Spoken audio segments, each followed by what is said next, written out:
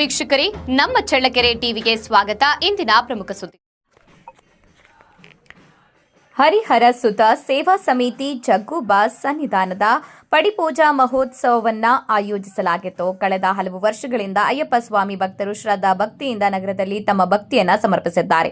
ಇನ್ನು ಅಯ್ಯಪ್ಪ ಸ್ವಾಮಿ ಮಾಲೆ ಧರಿಸಿದ ಸ್ವಾಮಿಗಳಾದ ಮಂಜುನಾಥ್ ಕಂಚಿ, ಬಾಬು ಗುರುಸ್ವಾಮಿ, ಹರಿಹರ ಸುತ ಸೇವಾ ಸಮಿತಿಯ ಸದಸ್ಯರು ಮತ್ತು ನಗರದ ಅಯ್ಯಪ್ಪ ಸ್ವಾಮಿ ಭಕ್ತರು ಹಾಜರಿದ್ದರು.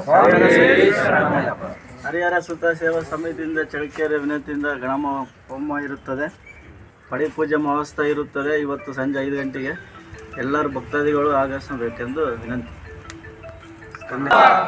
ಸ್ವಾಮಿ, ಇವತ್ತು ಅಯ್ಯಪ್ಪ ಸ್ವಾಮಿ ಪಡಿಪೂಜೆ ಇರುತ್ತೆ. ಹರಿಹರ ಸುತ ಸೇವಾ ಸಮಿತಿ ಮತ್ತು ಬಾಸ್ವಾಮಿ ಮತ್ತು ಜಗ್ಗುಸ್ವಾಮಿ ಸನ್ನಿಧಾನ ವತಿಯಿಂದ ಇವತ್ತು ಕನ್ಯಾಸ್ವಾಮಿ ಪೂಜೆ ಮತ್ತು ಗಣಹೋಮ, ನವಗ್ರಹ ಪೂಜೆ ಮತ್ತು ಅಯ್ಯಪ್ಪ ಸ್ವಾಮಿಗೆ ಅಷ್ಟಾಭಿಷೇಕ.